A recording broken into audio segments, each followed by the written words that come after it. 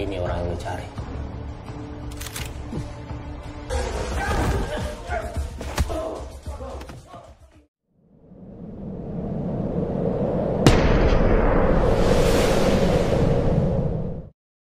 Halo semuanya, kembali lagi di channel Nob Skuy. Di video kali ini, Skuy akan membahas alur cerita film Indonesia yang berjudul Berbalas Kejam, yang dirilis pada tahun 2023. Film ini menceritakan tentang balas dendam seorang ayah yang selama 2 tahun menjalani hidup dengan trauma karena istri dan anaknya dibunuh di hadapannya oleh sekelompok perampok. Oke, jangan banyak basa-basi, langsung aja ke alur ceritanya. Sebelum ke ceritanya, Skuy ingetin kalau konten ini berisi full spoiler. Oke, langsung aja ke ceritanya. Cekicrot. Di awal film memperlihatkan sebuah keluarga kecil di sebuah rumah sederhana. Di malam itu istrinya yang bernama Lina dan anaknya merayakan ulang tahun ayahnya yang bernama Adam. Di hari ulang tahun suaminya, Lina memberikan kado spesial untuk suaminya. Dia memberikan sebuah kado jam tangan yang cukup mahal. Ternyata Adam sangat menyukai jam tangan pemberian istrinya. Keluarga kecil itu memiliki seorang anak laki-laki yang bernama Nara, yang bercita-cita menjadi arsitek seperti ayahnya. Walaupun dia punya penyakit asma yang cukup parah. Tak lama kemudian, terdengar pintu rumah mereka yang diketuk oleh seseorang. Awalnya Adam mengira kalau itu kejutan lagi buat dirinya. Namun Lina membantahnya, kalau dia juga tidak tahu siapa yang datang. Dan pada saat Adam membuka pintunya, ternyata itu orang asing yang tidak Adam kenal. Orang asing itu lalu menanyakan seseorang yang bernama Priyo. Siapa? Priyo. Namun Adam yang tidak mengenal Priyo, karena di rumah itu tidak ada orang lain lagi, selain istri dan anaknya. Di sana Adam pun mengatakan, kalau mereka itu salah alamat.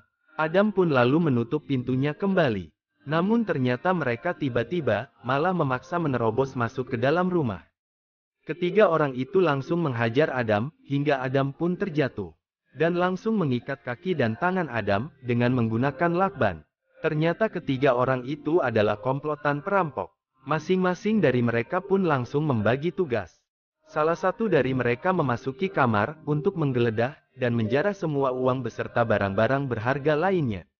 Sementara yang lainnya menghajar Lina, yang terus berteriak. Di sana Adam hanya bisa menyaksikan ketika Lina yang dihabisi oleh mereka.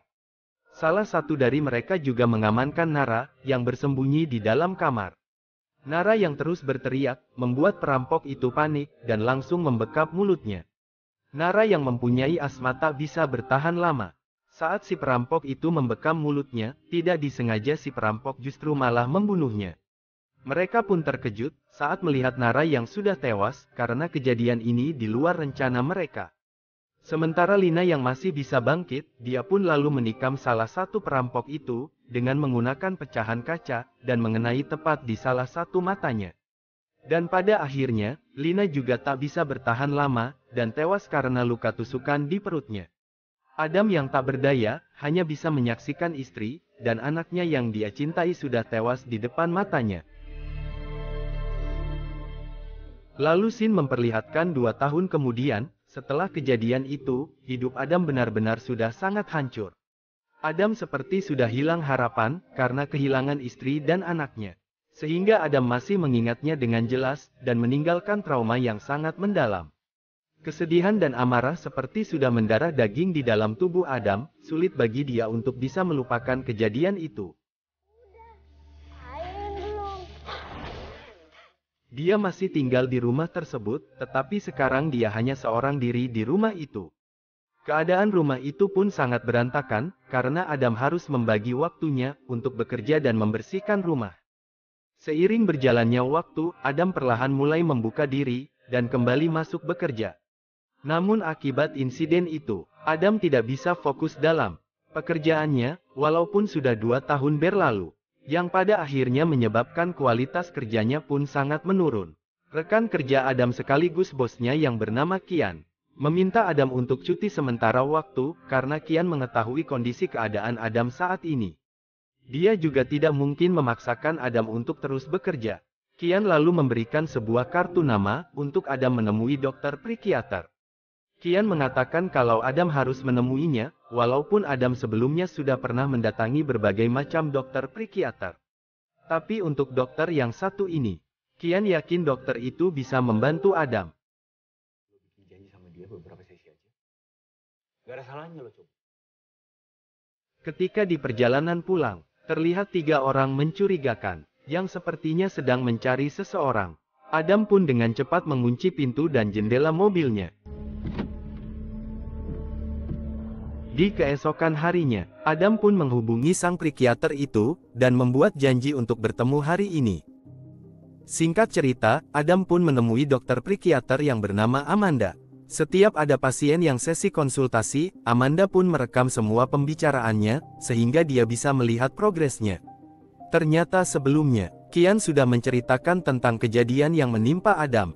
Sehingga Amanda tidak heran lagi, melihat gerak-geriknya yang agak aneh di diri Adam. Di sana Adam mengaku, kalau dia datang ke tempat itu bukanlah untuk konsultasi.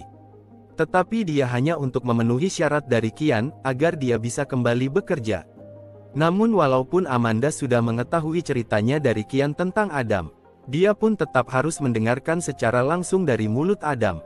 Karena untuk menghadapi trauma, kita harus mengingat kembali kejadian tersebut. Tapi memang selama 2 tahun ini Adam terus membayangkan kejadian itu. Bahkan dia ingat persis semuanya, mulai dari pintu rumahnya diketuk, dan dia melihat 3 orang itu menerobos masuk, hingga menghabisi anggota keluarganya di hadapan Adam. Adam pun merasa sangat bersalah, karena saat kejadian itu dia tidak bisa berbuat apa-apa. Amanda pun berpesan kepada Adam, kalau trauma itu bukanlah salahnya, tetapi mengatasi dan menghadapi trauma adalah tanggung jawabnya. Itu bukan salah kamu. Terus salah siapa? Tapi menghadapi dan mengatasi trauma itu tanggung jawab kamu. Setelah menemui Amanda, Adam pun memesan taksi online untuk pulang. Di dalam perjalanan, terjadi percakapan antara Adam dengan si sopir taksi itu, yang bernama Frankie. Setelah beberapa saat kemudian, Adam yang melihat ke arah kaca spion. Dia seperti mengenali wajah si sopir itu, dan saat dia melihat ke arah tangan supir itu, ada sebuah tato di tangannya. Untuk memastikan wajah si supir, dia langsung membuka aplikasi, dan melihat foto profilnya. Dugaan Adam ternyata benar, kalau supir yang mengantarkannya itu adalah perampok, yang sudah membunuh istri dan anaknya. Di tengah perjalanan Adam mengalihkan rute, dan meminta kepadanya untuk melewati jalur yang berbeda. Dengan alasan kalau biasanya di depan suka terjadi macet, entah apa yang ada dalam pikiran Adam saat itu. Di saat itu si Frankie baru tersadar, dan teringat pada kejadian terdahulu saat melewati jalan itu. Dan dia juga baru sadar kalau penumpang yang dia bawa adalah ayah sekaligus suami dari anak istrinya yang sudah mereka bunuh. Adam yang sudah murka langsung membalaskan dendam atas kematian anak dan istrinya pada Frankie dengan sabuk pengaman, hingga akhirnya Frankie pun tewas. Setelah membunuh Frankie, dia pun menaruh mayatnya di kursi belakang. Kemudian Adam mengendarai mobil itu ke sebuah tempat yang jauh dan juga sepi. Kemudian Adam memindahkan mayat Frankie ke kursi semula. Dan tidak lupa juga, dia mengamankan barang bukti, seperti handphone dompet milik Frankie. Dia juga menghapus semua sidik jari untuk menghilangkan jejaknya.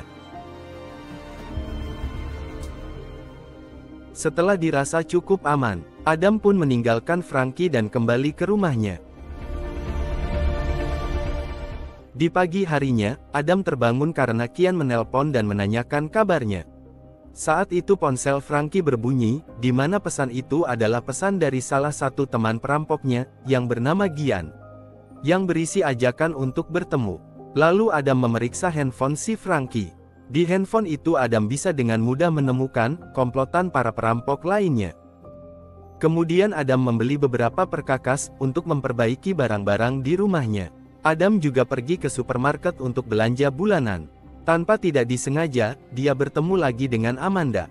Mereka pun saling bertegur sapa, semenjak kunjungan pertama Adam yang kurang baik. Di malam harinya saat di perjalanan pulang, Adam melihat kembali 3 orang yang dilihatnya kemarin. Mereka sedang mendatangi salah satu mobil, dan sepertinya berniat untuk merampoknya. Terlihat para pengemudi lain tidak peduli, bahkan ketika kejahatan terjadi di depan matanya. Namun tidak dengan Adam. Adam pun lantas mendatangi mereka, dan langsung menghajarnya.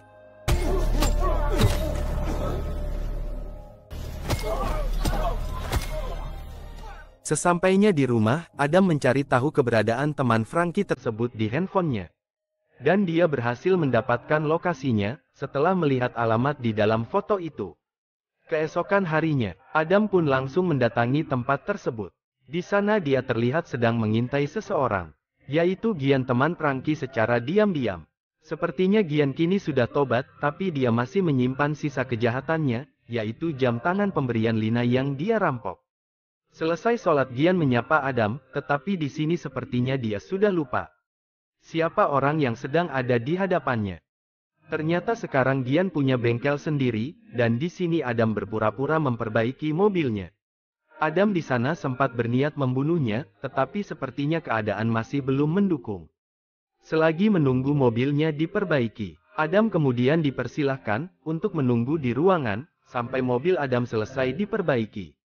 Sampai pada saat itu Gian pun masih belum mengenali Adam. Setelah semuanya selesai, pria itu mengatakan kepada Adam, jika masih ada kerusakan di mobilnya, Adam bisa datang kembali, dan kebetulan bengkel dia buka sampai pada malam hari.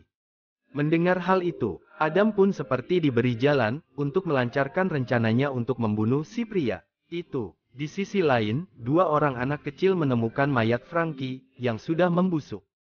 Sehingga polisi pun datang dan langsung menyelidiki tempat kejadian itu, untuk mencari barang bukti. Lalu Adam kembali melakukan konsultasi dengan Amanda. Pada saat itu, Amanda mempertanyakan perbuatan Adam, yang menghajar 3 orang di jalan. Adam pun mengatakan, apa yang dia lakukannya itu sangat benar, di mana kekerasan harus dibalas dengan kekerasan.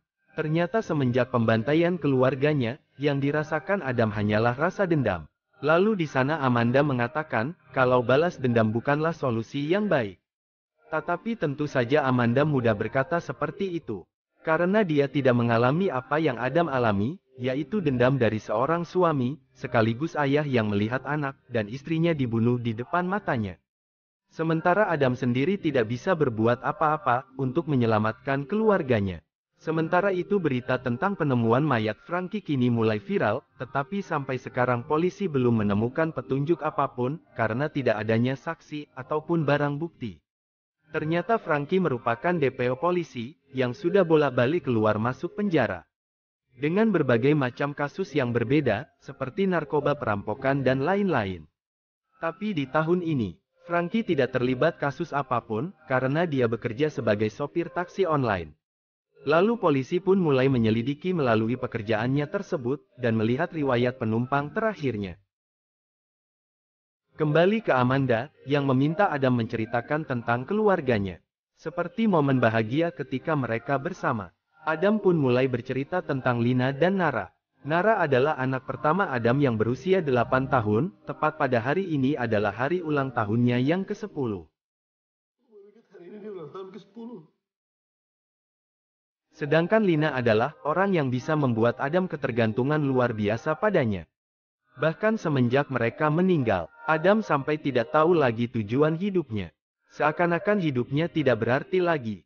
Setelah selesai sesi konsultasi, di malam harinya, Adam pun kemudian mendatangi bengkel Gian. Sesampainya di sana, Adam pun langsung mengingatkannya tentang kejadian 2 tahun yang lalu. Masih ingat saya? Gian pun menyesal, dan dia meminta maaf atas kejadian itu. Dia juga mengatakan, kalau merampok rumah itu bukanlah idenya, dan dia tidak ada niatan untuk membunuh keluarga Adam. Lalu tiba-tiba, Gian menyerang Adam, yang pada akhirnya membuat Adam semakin murka, dan memutuskan untuk menghabisinya.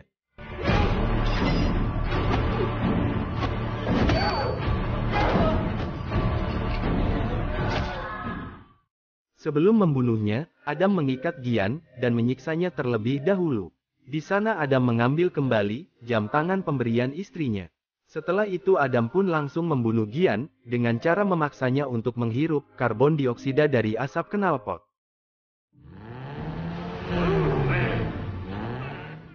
Setelah Gian tewas, Adam pun tidak lupa untuk memusnahkan semua barang buktinya.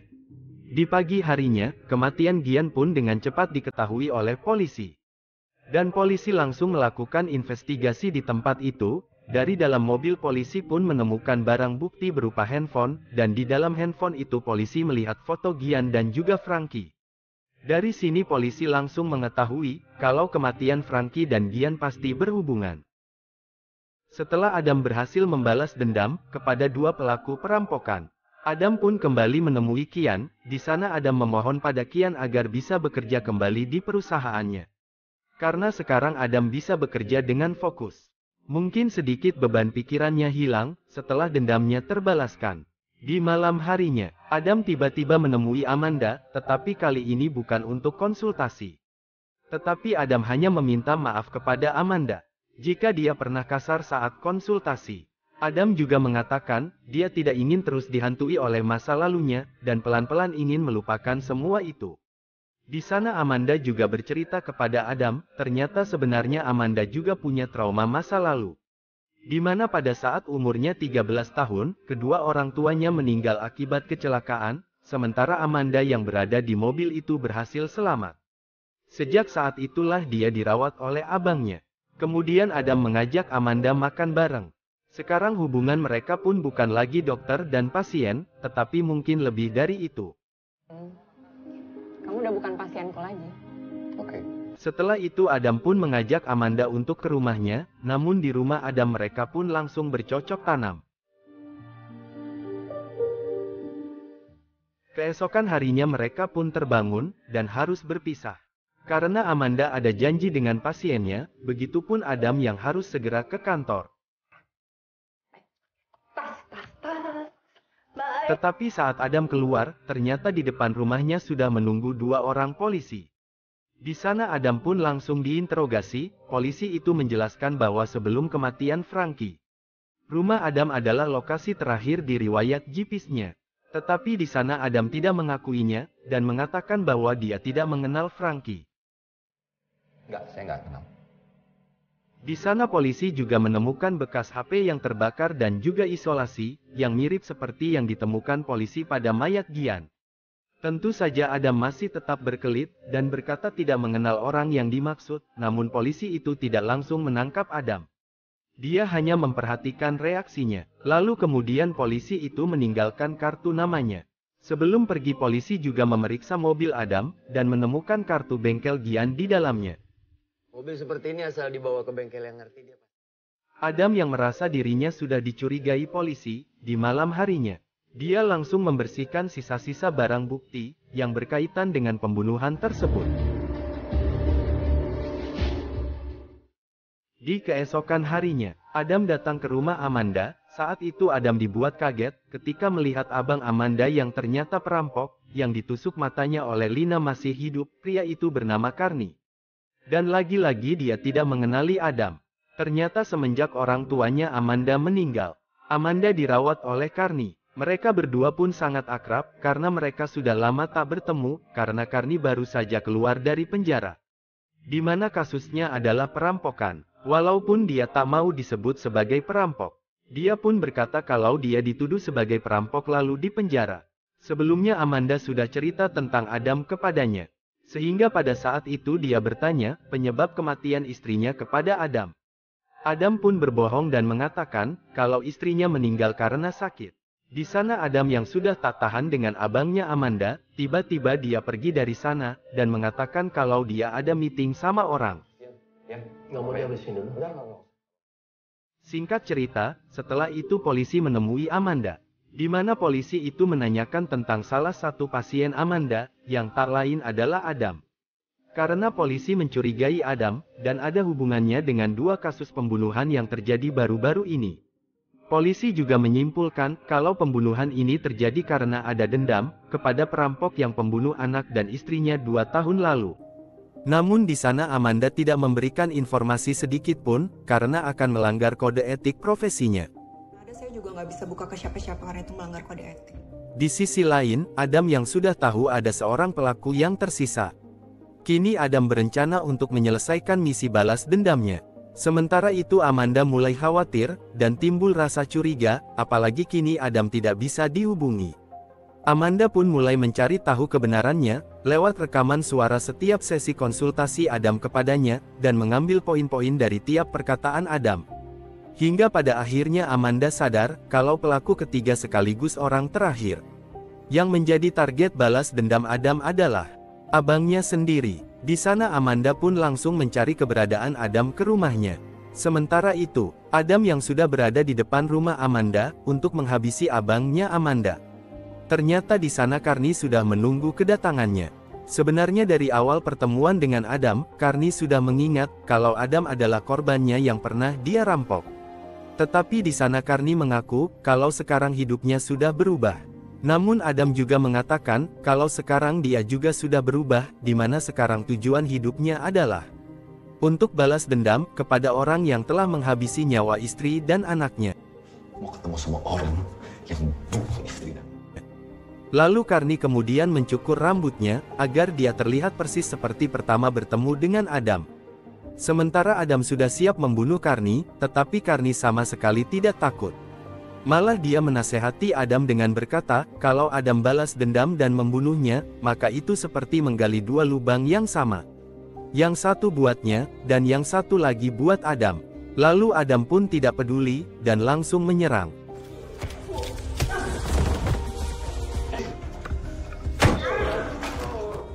Dan pada akhirnya Adam memenangkan pertarungan.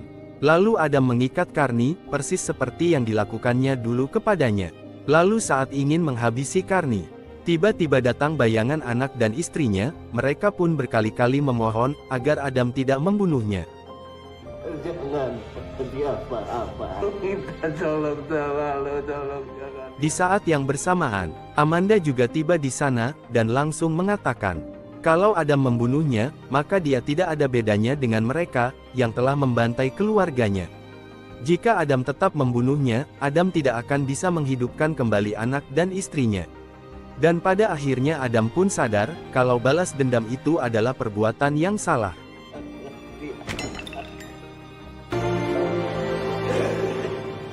Di akhir film, polisi menangkap Adam. Karena Adam harus tetap mempertanggungjawabkan perbuatannya, karena sudah membunuh 2 orang, dan film pun selesai. Terima kasih yang sudah menonton. Sampai jumpa di video selanjutnya.